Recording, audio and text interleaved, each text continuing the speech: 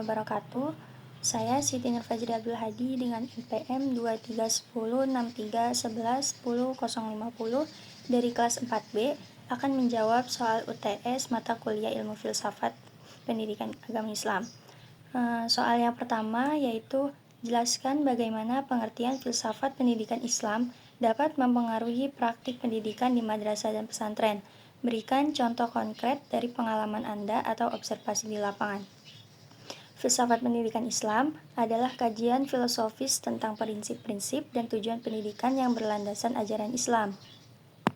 Pendidikan di madrasah dan juga di pesantren, baik dalam kurikulum, metode pengajaran, maupun pembentukan karakter peserta didik. Dari pembentukan karakter akhlakul karimah, filsafat pendidikan Islam menempatkan pembentukan karakter akhlakul karimah sebagai tujuan utama pendidikan. Hal ini diwujudkan dalam praktik pendidikan di madrasah dan pesantren melalui penanaman nilai-nilai seperti kejujuran, kedisiplinan, tanggung jawab, dan rasa kasih sayang sesama teman. Contoh konkretnya, di pesantren, para santri tidak hanya diajarkan ilmu pengetahuan, tetapi juga dilatih untuk hidup mandiri, gotong royong, dan menghormati sesama. Kegiatan-kegiatan seperti sholat berjamaah, pengajian rutin, dan kegiatan sosial sebagai integral dari pendidikan berkarakter. Soal yang kedua yaitu bandingkan kedudukan filsafat pendidikan Islam dengan filsafat pendidikan Barat.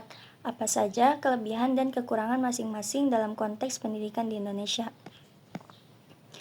Perbandingan antara filsafat pendidikan Islam dan pendidikan Barat, yaitu yang pertama ada sumber nilainya.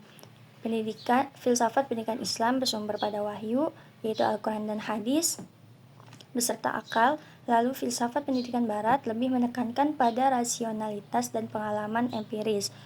Tujuan dari pendidikannya, filsafat pendidikan Islam bertujuan membentuk manusia yang bertakwa, berilmu, dan berakhlak mulia.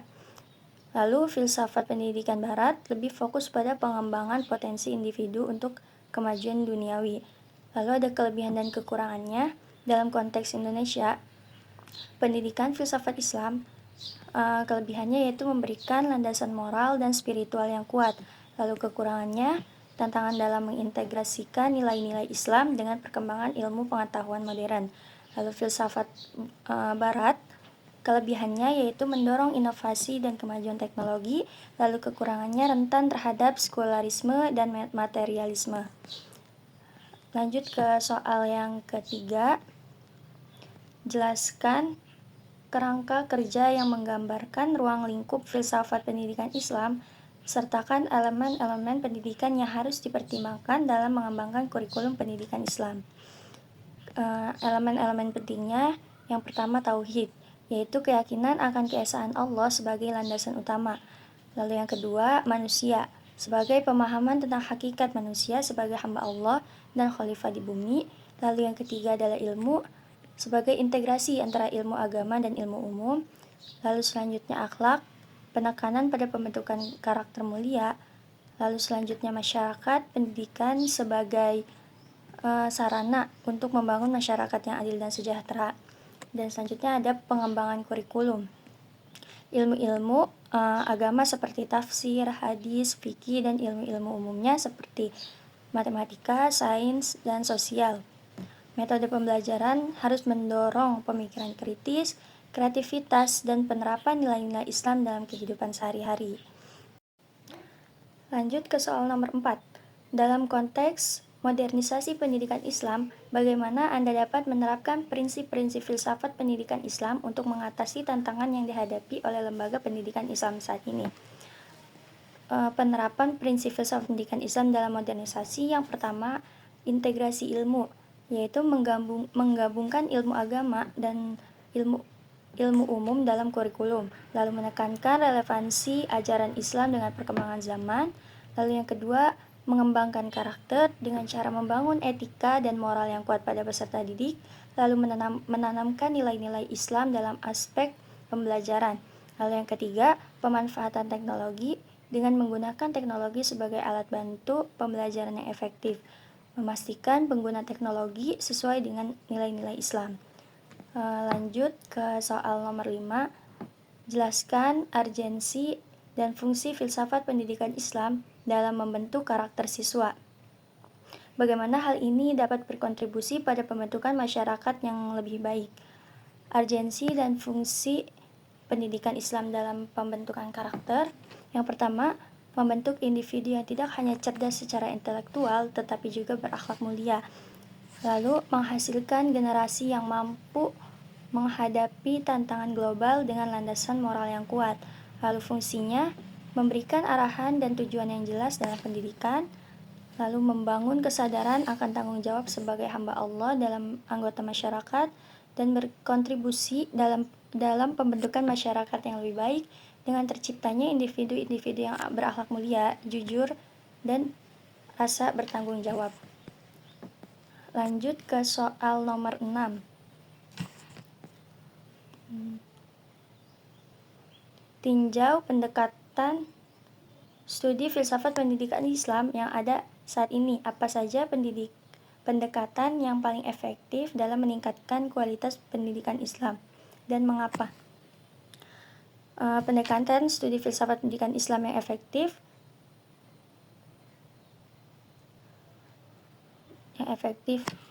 yaitu pendekatan integratif dengan menggabungkan pendekatan normatif atau berdasarkan wahyu dan pendekatan kontekstual dengan mempertimbangkan realitas sosial.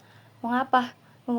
Memungkinkan pemahaman yang komprehensif tentang pendidikan Islam yang relevan dengan kebutuhan zaman. Lalu ada pendekatan hermeneutik dengan membantu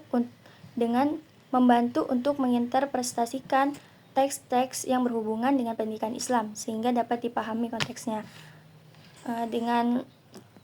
Mengapa? Karena memberikan pemahaman yang mendalam tentang sumber-sumber ajaran Islam dalam relevansinya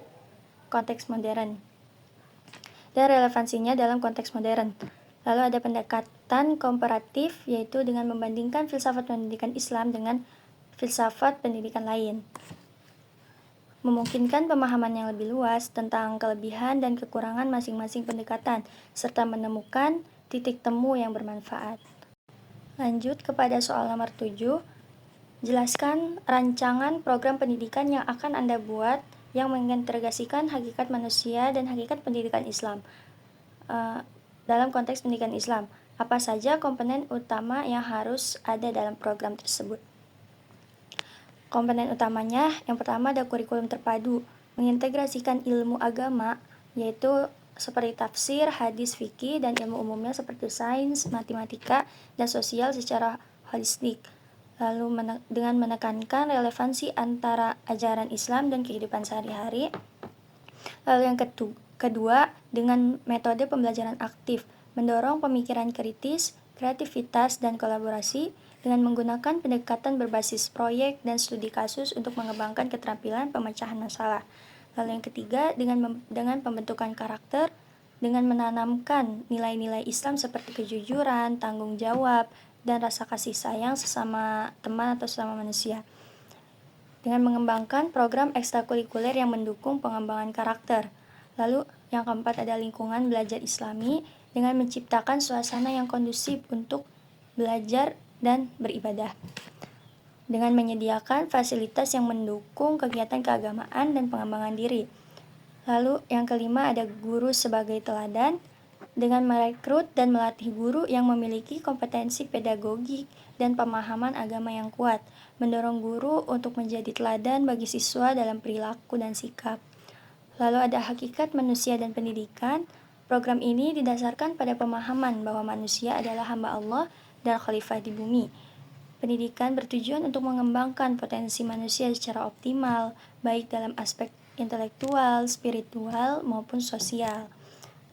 Kita lanjut kepada soal nomor 8, yaitu dalam konteks demokratisasi pendidikan, bagaimana Anda melihat peran filsafat pendidikan Islam dalam menciptakan sistem pendidikan yang inklusif dan adil? Berikan contoh implementasi relevan.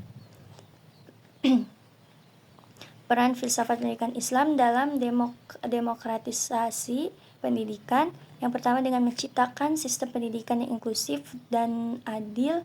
Filsafat pendidikan Islam menekankan pada prinsip kesetaraan dan keadilan bagi semua individu, tanpa memandang latar belakang, sosial, ekonomi, atau agama.